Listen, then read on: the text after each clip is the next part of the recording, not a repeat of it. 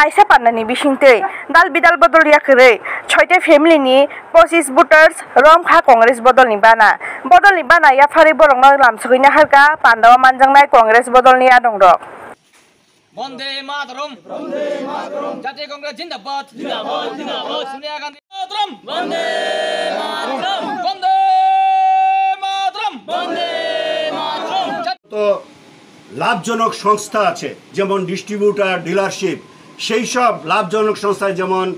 আপনি Indian oil আরও নানান ধরনের সরকারি বেসরকারি সংস্থা আছে সেই সংস্থাগুলোতে যাতে সংরক্ষণের মাধ্যমে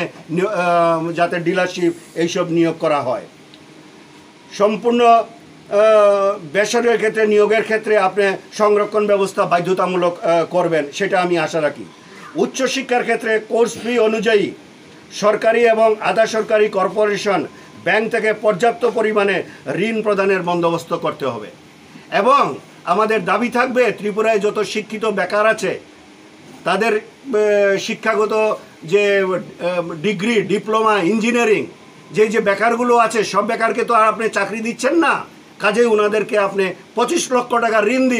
ঋণ দিয়ে ফর্ম ইলিমেনের মাধ্যমে ওনাদের কর্মসংস্থানের ব্যবস্থা করুন সেটা আমাদের একটা জোরালো দাবি আমাদের দাবি থাকবে আপনার প্রতিশ্রুতি দিয়েছিলেন যে রেগার মজুরি আপনি 340 টাকা করবেন কিন্তু আজকের দিনে 340 টাকা না আমরা দাবি রাখছি আপনি রেগার মজুরি 500 টাকা বৃদ্ধি করতে হবে অবিলম্বে 500 টাকা রেগার মজুরি করতে হবে আমরা তৎসঙ্গে দাবি রাখছি স্টাইপেন্ড পাওয়ার ক্ষেত্রে পিতামাতার বাৎসরিক আয় ঊর্ধ্বসীমা 12 লক্ষ টাকা পর্যন্ত করতে হবে সেটা আমাদের একটা ছাত্রী ভাই বোনদের জন্য এটা আমাদের দাবি সমস্ত বেকারদের আরেকটা দাবি আমাদের সমস্ত বেকারদের শিক্ষাগত যোগ্যতা অনুযায়ী তাদের বেকার ভাতা প্রদান করতে হবে এই সব দাবি নিয়েই আমরা আজকে ত্রিপুরা রাজ্যে আমরা আন্দোলন সংগঠিত করছি আজকে গত কিছুদিন আগে আমি নলচড় গিয়েছিলাম সেখানে আমরা সোনামুড়া ডিস্ট্রিক্টের প্রোগ্রাম করেছি তার আগে আমি রাজনগর গিয়েছি এই গত দুদিন আগে রাজনগর গিয়েছি সেখানে রাজনগরে রাধানগরে সেখানে আমরা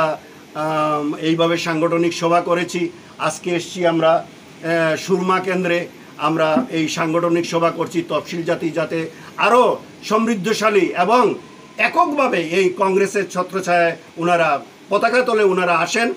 এবং কংগ্রেস একমাত্র দল যে আমাদের নিরাপত্তা সুরক্ষা দিতে পারে এবং আমরা আশা রাখি এই যে ভারতবর্ষে খণ্ড খণ্ড ভারতবর্ষ হচ্ছে সেই এবং সাম্প্রদায়িকতার বীজ বপন করছে সেটা একমাত্র কংগ্রেস দলই পারে সেই আমাদের দেশকে রক্ষা করতে এবং সেটাকে তার মানুষের স্ট্যান্ডার্ড অফ লিভিং তৎসহ আমাদের তফসিল জাতির মানুষের স্ট্যান্ডার্ড অফ লিভিং বৃদ্ধি করতে কাজেই আমার আবেদন থাকবে সরকার যাতে মানুষের কল্যাণের দিকে একটু নজর দেয় আমাদের তফসিল জাতির দিকে নজর দেয়